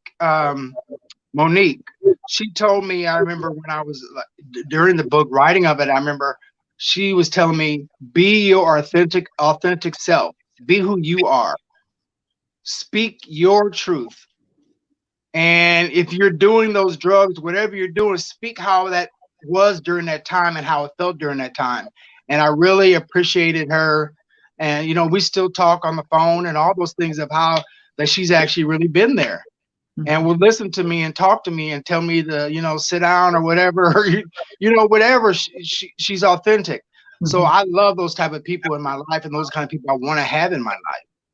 Shout out to Monique. Yeah, I concur. Like, she's put some words in my ear that have literally brought me to tears. And so, yeah, she's a real one I don't care what anybody may have heard that ain't true. Monique is a real one. She's a real one. And she got that from, she said, my father told her about that. Be real, be authentic, be who you are. Don't let anybody change it. That's funny. And JaVonne, thank you for mentioning that, because we have to, as a culture, and I'm just speaking to our people right now, but it certainly is not exclusive to our people, but we have to get to a point where we understand that for the people that we celebrate, that are public figures, that for whatever their work is, and like Richard Pryor Jr. is saying now, the separation between that's just dad, but we saw him as this huge, larger than life figure, but for him it was just dad, and the tremendous sacrifice that he made on the road, entertaining us, and and how sometimes you don't get to spend all the time with your family as you'd like, or you're going through things and shit happens, shit happens. But the reality is, if we love Richard, we also have to celebrate and love the people that allowed him to be Richard, that supported him, that gave him what he needed on his downtime to be able to get through things, like his children and his wife and just people that are connected to him. And just looking at Richard Pryor Jr., there's no way, if he reaches out after, and we say we love Richard as much as we did, that, we don't embrace Richard Pryor Jr. And I'm sorry for your experience with anyone in Hollywood that did not, afford you either a helping hand, a word or two, you know what I mean? Time, doesn't matter what a plate, I don't know what it was, really, Time, I want to. That hit me in a space, and I'm sorry to hear that, Absolutely. I mean, look at him. I still don't see it. Somebody told me, they said, Richard, since it's the quarantine's going on, your mustache has grown. It's just like your dad's now. And I'm like, yeah. I used to wear my mustache really thin and all that, pencil thin and everything. So. Yeah, I'm not supposed to have the shocked face, but when you popped up on the screen, I was like, oh shit. It's like looking at shit all over again. And even the tone of your voice, Yes. In the basement many nights listening to him, Red Fox, Millie Jackson, you name it. That was my basement folks. Oh, Mom's Mabley too. That was one of mine. Yes. Oh yeah. Some legends in the game. What's funny is that when I did see Richard in person the first time, we saw Rain because she had the TV show at that point and has done some things publicly that people may be familiar with. So you could see the resemblance. She has the long shape of your dad's face and everything. But then you have this whole other part of his face, like when I saw you in person, I was like, oh snap, they both look like him, although they don't look alike, but It is so crazy. It is so crazy. And now, speaking to you, I hear your father's voice. It is so crazy. It is so crazy. And I agree with Rez 100%. Um, I couldn't imagine someone. I don't care who it is. Any artist that I have admired or whatever, especially our people, who, like, if I was in the street right now and saw a young man, let's just say, God forbid, but let's just say a young man with his hand out and he looked just like Red Fox, let's just say. And I say, you look like you look like an old actor, old comedian. And he said, yeah, well, I know. I look like my grandfather, that Red Fox. Everybody tells me that. Then I would have to talk to that brother and ask him, what's your name? Why are you out here? And what's going on with you? I would have to, out of respect to Red Fox. Right. The gift of laughter. Oh, that is such a joy. I've seen, you ever laugh so hard you cry? You ever laugh so hard and your body starts to, you can't even stand up straight anymore. You bend over in laughter. People who give you that gift, that's a gift. That feeling of, sometimes you laugh and you can't stop laughing to the point that people kick you out their house. You know what I'm talking about, right? But I'm just saying that's a blessing and a gift. It's because it takes you out of yourself. It takes you out of what you're going through, and plus you can identify with it. But then because you can identify with it, it becomes more germane and real to you, that you can see yourself doing those things or going through that situation.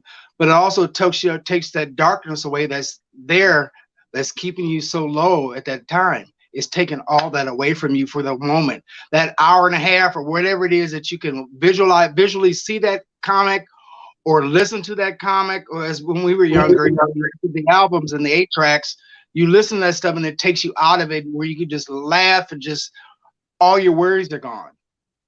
Right. And laughter is joy. Laughter is healthy for you. Right. That's right.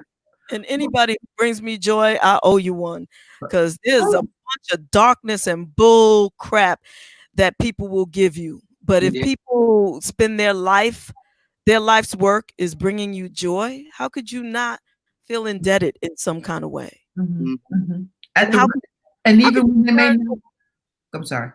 No, I was going to say, and how could you be in a position to help the descendant of that joy bringer? And I'm gonna get off of this in a second, but I'm gonna tell you that makes me kind of hot right now, Richard. And just so that you know, the one reason that I've been in pursuit of you is to give back in the way that I can, and this is what that is.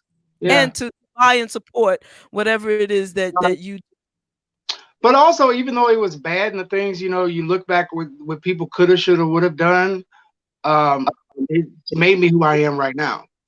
It made me stronger. The adversities you go through and the things you go through and the struggles you go through, it makes everything so real to you. And your place. Nothing was handed down to you. You worked your butt off for what you got. And little as it may be, I've worked hard from the time I came especially to New York City, with $300 that my sister loaned me, Rain loaned me, to where I am now, being able to perform, and I have a book now. All those things happen because of the things I went through, the good and the bad. Everything makes you who you are. So, but it's taking those things that you go through, those dark things, and taking them and making them into something positive. That's where the change happens. Yeah. Nice. And you've been through a lot, and look at you, still standing. Survivor. Yeah. And the bones hurt a little bit more now, but okay. I get that. I get that. But the book is not just about, okay, this happened, that happened, the other happened. It's about triumph. It's about, and then I got through that, and then something else happened. But then I got through that, and then I found a part of myself and celebrated myself. But then that happened. But I got through it. But then I got through it. You know, this was not the greatest, but guess what? There was a blessing at the end of it. You know, it's a fabulous book, and I wholeheartedly really think that everybody should buy it. Thank you. Mine is on the way. Yes. I really hope people do. Especially my community. I would love my community to embrace my book. You know, I haven't seen that really yet. I've had some people that have purchased it, but I haven't seen my community really embrace the book, you know, and I would love to see that happen. Well, we are definitely part of your community, and just so you know, we are saying it live here publicly. I know that you probably heard, maybe not a million times, but we are part of your community, and we are, making this our personal responsibility to help promote, you know, and not because, you know, and folks, if you're listening, there are no agreements, so that he's not paying us for any of this. We sincerely believe in wanting to give people flowers while they are here alive. And when we have a vested interest in something, you know how we always go hard. And Richard, this is an international podcast. So we just want you to know that anytime you have something that you are promoting, anytime you have an appearance working on something, please make sure that this is one of your places you stop by to really want to let us know what it is so that we can help promote it. Definitely, I appreciate it. We're your lesbian big sisters or little sisters, depending on how you want to look at it. But you know, we have a whole community of folks that love you, you know, and right now we are just, you know, gracious enough and happy enough to say that we appreciate the fact that you were brave enough to even want to put your story out. It's necessary. It's and I can't wait to get the book. I mean, I know this a little upset about the postal services. Shout out to all the workers being slow. Yeah. You know, I'll get it. You know, I'll get it. It's coming. I wanted to have read it before we had you on, but it just didn't work out that way. But I'm happy that it's on its way. Well, you know what one thing I'm loving about all this is that because of the book and the things that I've gone through, the things that I'm getting ready to go through, the things that are set up for me now in my career that are getting ready to happen, that are actually happening, nice. It's just mind-blowing, and I'm excited about it. But whenever you're ready to talk about that, we could talk about that. So, but I'm just excited about things that are going on and things that are happening. Let's talk about it right now. Let's talk. Let's go. What's going on? Well, there's a friend of mine, whose name is Robin K. Miller. And Robin K. Miller, we connected through a publicist a few years back. And she said, "Oh, come on over, you know, have lunch and everything." And I met her at a restaurant with another guy named Marty, and another guy was there. And coming to find out, Robin K. Miller worked in the prison system. And she was like a correctional officer for like 20-something years, African American woman. And she wrote a book about the Department of Corrections and the things that go on inside of the Corrections Department, the things that happen, the things that the guards do. She wrote a book, you hear about the prisoners, but she wrote about the guards. So now her show is green lighted about this. She's got a show about this now called the DOC. And I'm actually one of the lead characters now in this. So this thing that we went through with the quarantine and all that kind of put everything on halt because of filming and all that stuff. But once this is over, you know, I'm excited about where this is going as far as my career and stuff, and the people that are attached to it and they want to attach to it. It's just like the openness. I'm really excited. Nice. That is wonderful, man. Yeah, wonderful. I saw pictures of you with in makeup, and you had a long beard on and sort of like you were on a set. That's a film I did. It was a short film called Meditation. And there's a production company called Fuzz on the Lens Productions. And it was a film where I played a homeless guy. And actually, that was my first award I ever won for a supporting actor. I won for a film festival here in New York. I won a best actor for it. So I was excited. And now that's opened up to something else for another short film project that some producers are putting together. So I'm doing that as well. So things are happening. So, you know, and I don't look at things, you know, people talk about, well, you know, about your, you're not, you know, we think about how is it that, you know, you're not successful? Why am I not successful? Success doesn't depend on the millions that you have. I think your success is that if you're doing something that you truly love and you can do it, that's success to me. Yeah. So whether I'm being paid $150 or $10,000 or $20,000 or $30,000, I'm still loving it all the same because I'm doing what I love to do. Amen. Amen. See there? That's true. It's yeah, nothing to say after that. That's so true. That's so true. Because if you're getting in it for the money, I look at these kids and stuff. Oh, this million. If you're doing it for that, you might as well hang it up. The chance of you actually really getting there are very slim, being in that small percentage of the people that are, you know, making the hundreds of millions or the billions of dollars. Mm-hmm. That is a very, very narrow window. Mm-hmm. But you've been able to do what you love. If you're in it for the right reason, you're going to love it regardless, period. Mm-hmm. So go into it because of the love you have for it, not because of what you want to attain. Right. Absolutely. Absolutely. Boy, oh boy. Richard, go ahead. Go ahead. No, go ahead. What were you going to say? Please go ahead. Okay.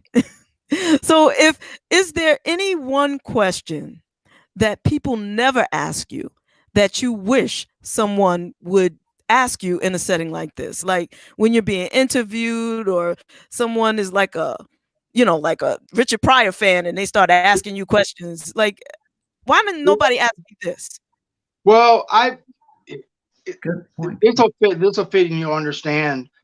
I've often, you know, one, I had someone talking about how they were my father's biggest fan, and it was hilarious. It was a couple of years ago. They were like, you know, I'm his biggest fan and everything. I really you are. And they went on and on. They said, well, what's he up to? And I said, dead. You know, you're his biggest fan, but you don't realize he's dead. So that's one thing.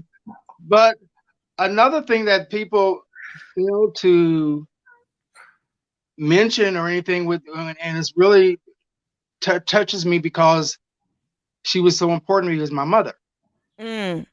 And people tend to forget that without my mother, I wouldn't be here.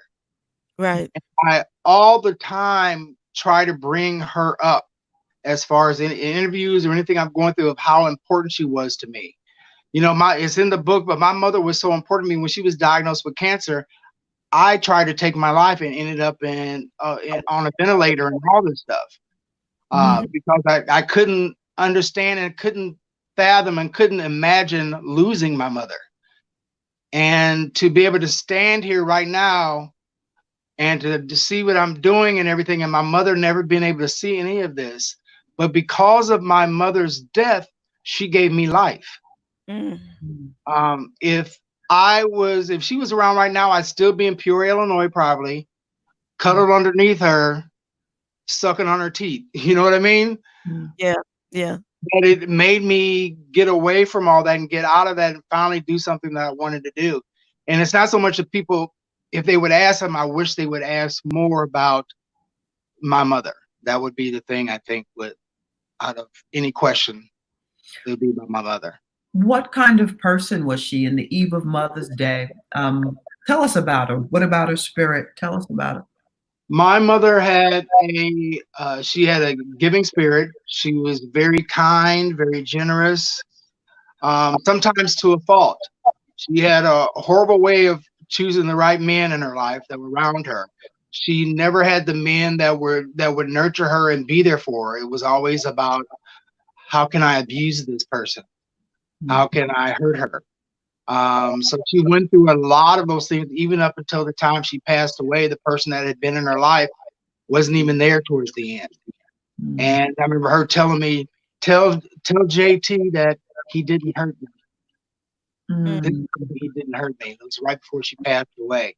But my mother, I get emotional when I talk about her, because when someone has been there for you through thick and thin, and no matter what you're doing is wrong, and no matter how you're living or whatever, that someone is still there, you could still call them mama, no matter how bad you have treated them in your life. And, you know, I did some dirty things when I was in my mess. And to be able to come out of it and then apologize for it, and the person still loves you and they're genuine to you, it still eats at you, because you still, no matter what you do to your mother, you may apologize and get it right, but once their eyes close, all that comes back and you remember everything you've done. Good, bad, ugly, you remember all of it. And you're like, oh my God, give me one more chance to make it better. To make it better for her and everything, to make her life a lot better. I wish that she was here so that she could reap some benefits of my happiness and my joy. And she was just a caring, a warm, and a wonderful person. And I think I get those, the things I get from her is my aspect of caregiving and wanting to be around people. You know, like I wanted to be a hospice nurse. That was one of my dreams and all those kind of things, because I love taking care of people. And I love being there with people. Even in church, that's what I love to do, is whether or not I'm an attendant to the pastor, I'm an usher, or I'm in hospitality, something. Everything I do is always about helping somebody. And that my mother gave to me, because that was her character. Beautiful. That's beautiful. It is beautiful. And let me just tell you, reading your book, I wanted to kick some of them dudes' asses myself. Oh yeah. You know, you really did a great job, and you paid honor to your mom throughout the book. You did a great job, you know, and very, very transparent, very honest, and just a beautiful thing. And I'm sure she's smiling down on you from heaven. I hope so. See, I'm getting emotional now just thinking about her, you know. Yeah. I think that's anything, any parent, when they close their eyes, they just want to know, because at the end of the day, it doesn't matter what material things were a part of your life. They just want to know that their living legacies are going to be okay, you know, for them to truly rest. So the idea that, you know, you are her greatest legacy, you know, the fact that you're upright on your feet and doing things that you love, I'm sure, I don't even question the fact that that honors her spirit, you know, that honors her, you know. God bless you, Richard. God bless you. I'm just so excited for you, because it just sounds like things are coming together, and in a good way, and that makes me really excited for you. Really happy. Now, you have your mom has 2 other children, 2 girls, correct? She has 3 girls. Yeah, my sister Elanda Steelan, my sister Tammy Pryor Young, different fathers though, and then my sister Ashley Price. Those are my mother's daughters. Those are like my nucleus, because you know, in our community we don't do that half stuff. And right. This is my brother and this is my sister, you know. And you know, my aunt mentioned to me in the book when I said my sister, my half sister Tammy in the book, and I said, and Angie, I didn't want that, but because of the people that are doing the book, they wanted to emphasize that so people understood, you know. And I was like, well, you know, they know halves and stuff. You know, Rain and I and all my siblings on my dad's side, we have different mothers, except for 2 of them, Stephen and Kelsey. But I don't do that. You know, this is my sisters. These are my brothers. Right. Yeah. How close are you to your brothers? I'm close to. He goes by Mason Pryor on stage and everything, his performing name, but his name is Franklin. But me and him talk. I was out in California last year and everything for doing my thing for my book and everything, and we got to hang out together and stuff like that. So that was really good. I don't see Steven as much, and I don't see Kelsey as much. I believe They might be in Florida. They're very devout Jehovah Witnesses, so I don't see a lot, especially with Stephen, because he doesn't do a lot of things outside of the church. But my sister Elizabeth, she's a professor at Smith College. She's a historian there. She has a beautiful thing out now about the N-word. That she's had over 1 million hits on it as far as her discussion on it on TED Talk. So she's a professor there. And then I have my sister Rain, who's in Baltimore, and she's running for city council. Absolutely. That's the other thing. I always try to give Rain a plug. If you're in Maryland, let everybody know that Rain Pryor is running for district council. Support her, vote for her. Yes. She's fabulous, and she definitely is on point with it. Yeah. So if she was running in my district, I'd damn sure vote for her, because we want us to be in these public offices, and Rain Pryor is us. So I just wanted to throw that out there.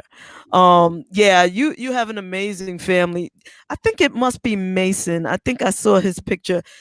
He kind of made me jump back when I looked at him, because he looks like Dad a lot.